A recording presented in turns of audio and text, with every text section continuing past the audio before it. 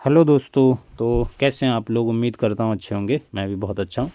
तो आज हम लोग नया चैप्टर स्टार्ट कर रहे हैं जो कि है बेसिक मैथमेटिक्स, जो कि आपको दिख भी रहा होगा लिखा हुआ।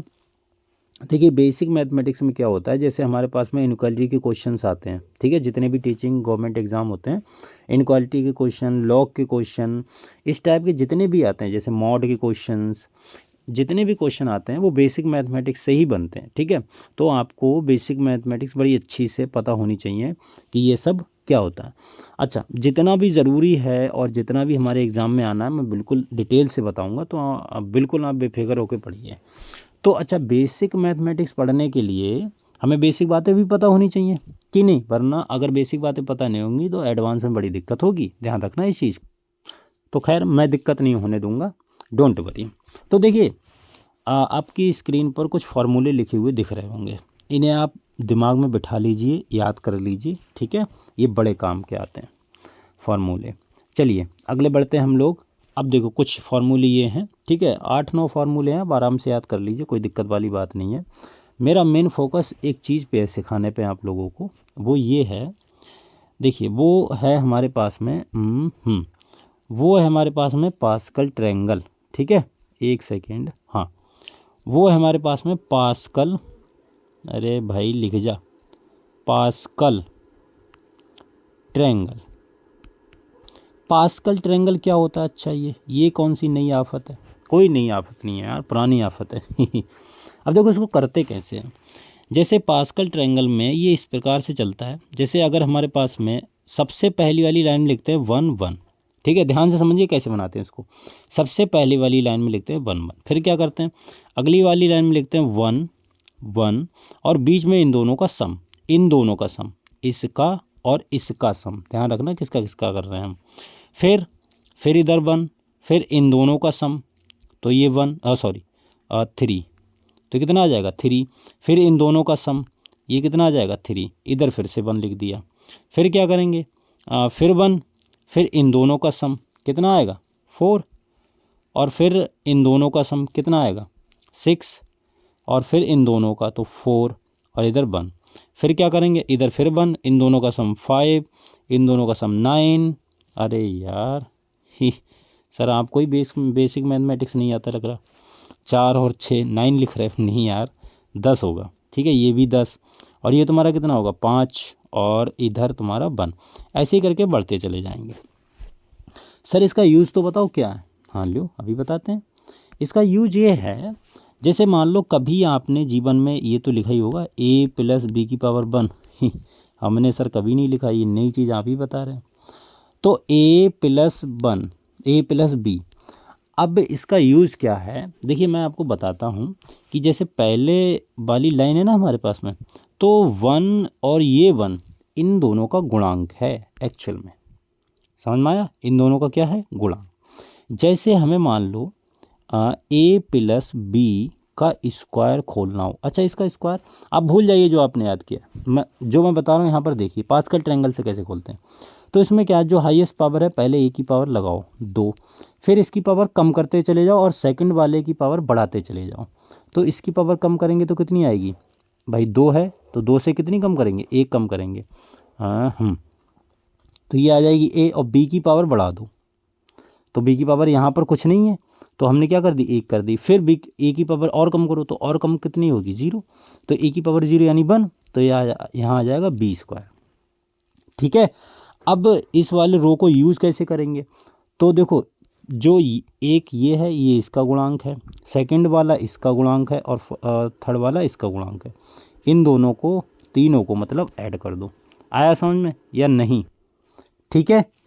अच्छा, अगर आपसे बोले कि a+b का होल क्यूब खोल के दिखाओ, तो क्या करना है भाई, a की पावर आएगी 3, फिर a की पावर कम करो स्क्वायर, b की पावर बढ़ाओ, फिर a की पावर कम करो, a की पावर 1 कर दो और b² कर दो, फिर a की पावर और कम कर दो, तो कितना आ जाएगा b³ a की पावर 0 यानी 1। अब इसके गुणांक कहाँ से आएंगे, थर्ड वाले रो से, तो इधर 1 आएगा, इधर 3 आएगा, इधर भी 3 आएगा, और इधर 1। अच्छा सर, ये तो जाना पहचाना लग रहा है। हाँ, a+b का होल क्यूब यही तो होता है, हाँ या ना, बताओ। अच्छा, अगर आपको a+b की पावर 4 करना हो तो क्या करेंगे, ए की हाईएस्ट पावर कितनी है 4 लगाओ, और इसका गुणांक देखो फोर्थ रो से आएगा, फोर्थ रो ये वाला इससे, तो गुणांक आ जाएगा 1 पहला, फिर प्लस करेंगे साथ साथ में गुणांक लिखते चलना है, 4 आएगा, और ए की पावर कम करो 3 करो, बी की पावर बढ़ा दो प्लस, फिर कितना आएगा देखो 6, तो 6 आ गया, ए की पावर कम करो बी की पावर बढ़ा दो, स्क्वायर आ जाएगा, क्लियर, प्लस फिर क्या आएगा ये फिर 4, ए की पावर और कम कर दो, और कम कर दो, लियो कतई कम कर दे रहे हैं सर, फिर 1 और बी की पावर 4, समझ में आया। तो इस तरीके से पास्कल ट्रायंगल का यूज़ करते हैं, हाँ या ना बताओ, समझ में आया। अच्छा ज़्यादा ही पावर हो तो जैसे मान लो आपके पास में ए प्लस बी की पावर 50 हो, सर अब बताओ अब कहाँ तक लिखो, नहीं भाई इतनी बड़ी पावर का पास्कल ट्रायंगल से नहीं होता है, हाँ 8-9 तक कर सकते हैं, कोई दिक्कत वाली बात नहीं है, अब ऐसे करते चले जाइए 8-9 तक आप बना लीजिए, ज़्यादा होती है तो हम बाइनोमियल का यूज़ करते हैं फिर, ठीक है। चलिए मेरे ख्याल से ये समझ में आ गया होगा। चलिए अब क्वेश्चन करते हैं भाई, बिना क्वेश्चन के मज़ा नहीं आता, तो क्वेश्चन करते हैं। अच्छा 1 सेकंड हो जाओ, मैं थोड़ा सा ये जो ब्रश है इसका साइज़ कम कर लूँ, बहुत ज़्यादा हो गया है, हाँ अब सही है। तो देखो हमें दिया है कि P and Q are real number, ठीक है, ये दोनों हमारे पास में रियल नंबर हैं, एंड P प्लस Q बराबर दिया है 3, कॉमा P की पावर 4 प्लस Q की पावर 4 बराबर दिया है हमको 369, ठीक है। Then value of 1/P plus 1/Q की पावर माइनस की 2, इसकी वैल्यू हमको बतानी है, और ये आपको मैं बता दूं IIT JEE का क्वेश्चन है, ठीक है। अच्छा सर ये कैसे करेंगे, बड़ा आसान है, देखो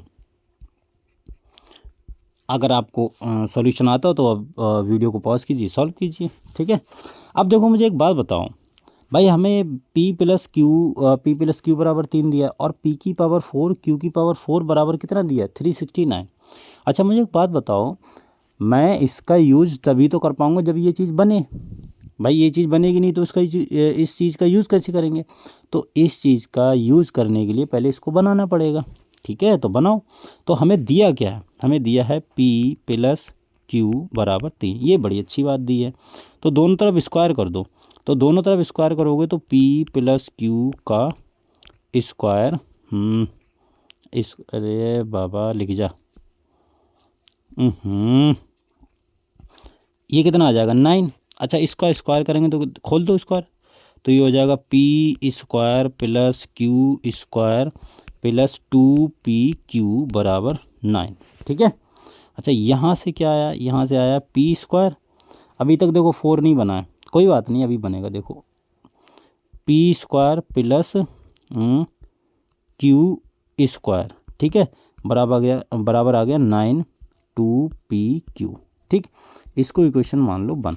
अब इक्वेशन 1 का स्क्वायर कर दो दोनों तरफ, तो यहाँ से क्या आएगा देखो P square plus Q square की का स्क्वायर, ठीक है, और ये आ जाएगा 9 माइनस 2PQ का स्क्वायर, इसका स्क्वायर करो तो देखो क्या आएगा P की पावर 4 प्लस Q की power 4 plus 2P square Q square, इधर क्या आ जाएगा 81 plus 4P square Q square, ठीक है, और माइनस 9 दूनी 18 दूनी 36 PQ, ठीक है।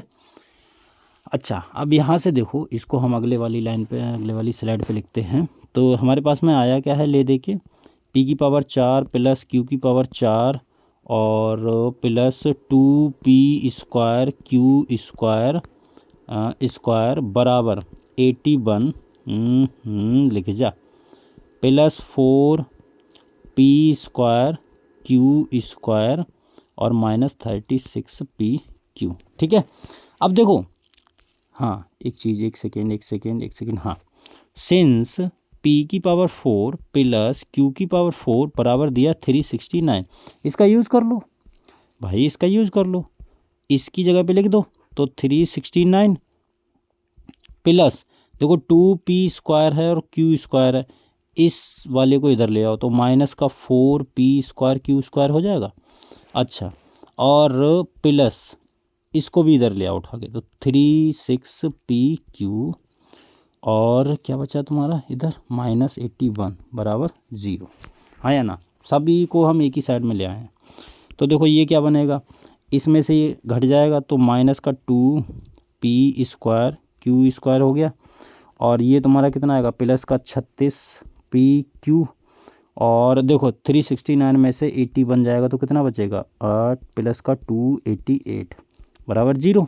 अब 2 से भाग कर दो, -2 से कर दो तो ये हो जाएगा p² q² और माइनस का 18 दूनी 36pq और माइनस का 144 बराबर 0। अब तुम्हें गुणनखंड करना है। अब गुणनखंड इसके सोचो सोचो सोचो सोचो क्या आएंगे। ठीक है, मैंने सोच लिए हैं, अगर आप इनके गुणनखंड करेंगे तो आ जाएगा p q -24 और pq + 6 बराबर 0। ठीक है, आप गुणा करेंगे देख लेना, 24 छक्का 144 होते हैं। ठीक है, कर लेंगे तो ये आ गया। अच्छा, इसको इक्वेशन मान लो 2। अब देखो अगले वाली स्लाइड पे, हाँ ये हो गया तुम्हारे पास में। तो यहाँ से मैं लिख सकता हूँ, सिंस हमारे पास में क्या है pq और माइनस का 26 बराबर 0 और pq + 6 बराबर 0। यहाँ से p और q की वैल्यू आई है 26 और pq यहाँ से वैल्यू आई है -6। अच्छा, कौन सी हम लोग वैल्यू लेंगे और कौन सी रिजेक्ट करेंगे ये हमें सोचना पड़ेगा। क्या 26 को ले सकते हैं या नहीं, बताओ। 26 नहीं था मेरे ख्याल से, 24 था। हाँ सॉरी यार, 26 वही तो मैं बोलूँ, 26 नहीं है ये, सॉरी गाइस, ये तुम्हारा 24 है। हाँ ये 20 अरे यार, हाँ 24 है। 24। अब मुझे एक बात बताओ, 24 लेंगे या -6 लेंगे? ठीक है, बताओ कैसे, बताओ कैसे। अब देखो यहाँ पर ये वाली जो वैल्यू है, ये इसको हम करेंगे रिजेक्ट, इसको क्या करेंगे रिजेक्ट। ठीक है, अच्छा रिजेक्ट क्यों करेंगे और इसको करेंगे एक्सेप्ट। कैसे, देखो एक बात समझो, मैं आपको पीछे ले चलता हूँ। आपने एक चीज़ अभी देखी होगी, जैसे कहाँ पर गई, हाँ यहाँ पर देखिए इक्वेशन 1। देखिए इक्वेशन 1 हमारे पास में क्या लिखी हुई है, इक्वेशन 1 को मैं इधर लिखता हूँ थोड़ी देर के लिए। देखो सिंस हमारे पास में लिखा हुआ है p² + q² बराबर 9 और -2pq। अब मुझे एक बात बताओ, अगर pq की वैल्यू तुम 24 ले लोगे तो ये कितना हो जाएगा 9 - 2 × 24, तो ये तो चीज़ लेस देन 0 आ रही है। और हमें ये पता है कि p² भी पॉजिटिव होगा, q² भी पॉजिटिव होगा, तो पॉजिटिव प्लस पॉजिटिव कितना हो जाएगा पॉजिटिव, बट ये नेगेटिव के बराबर तो नहीं आएगा भाई। और ये तो हमारी चीज़ नेगेटिव आ रही है, तो पॉजिटिव नेगेटिव के बराबर तो होता नहीं, इसलिए रिजेक्ट होगी। ठीक है, तो इसलिए pq की वैल्यू कितनी होगी 6, सॉरी -6। ये बहुत ज़्यादा बुरा लिख जाता है कभी कभी, एक सेकेंड। pq की वैल्यू होगी -6। ठीक है, अब देखो हमें जो फाइंड करना है, क्या फाइंड करना है, हमें फाइंड करना है 1/p + 1/, अरे लिख जाए यार, +1/q की पावर -2। तो ये देखो इसमें यहाँ से q + p/pq, ठीक है, और का स्क्वायर -2 है। अब मुझे एक बात बताओ, p + q की वैल्यू कितनी थी 3, और pq की वैल्यू हमने कितनी निकाली -6, तो ये इसकी घात 2, तो इससे कट जाएगा तो कितना आएगा -1/2 की पावर 2। तो इसको मैं क्या लिख सकता हूँ बताओ, इसको मैं सिंपली -2 का स्क्वायर लिख सकता हूँ, कोई दिक्कत वाली, -2 का स्क्वायर। भाई ये पावर नेगेटिव में है, ऊपर ले जाएंगे इसको तो कितनी पॉजिटिव में हो जाएगी, कोई दिक्कत नहीं। तो कितना आ गया, ये 4 आ गया। तो फाइनली तुम्हारा आंसर कितना आया है 4। बताओ ये क्वेश्चन समझ में आया? अच्छा ये क्वेश्चन समझ में आया है, बढ़िया बात है। अगला क्वेश्चन करते हैं, क्वेश्चन बहुत हैं। देखो इफ़ a + b + c बराबर दिया है 1, ठीक है, कोई दिक्कत नहीं।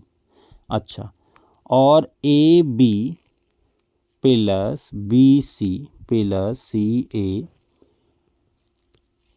बराबर दिया है 2 एंड ए बी सी बराबर दिया है 3। देन सर क्या लिख रहे हो? कोई रुक जाओ, इसकी वैल्यू बतानी है, बताओ क्या होगी।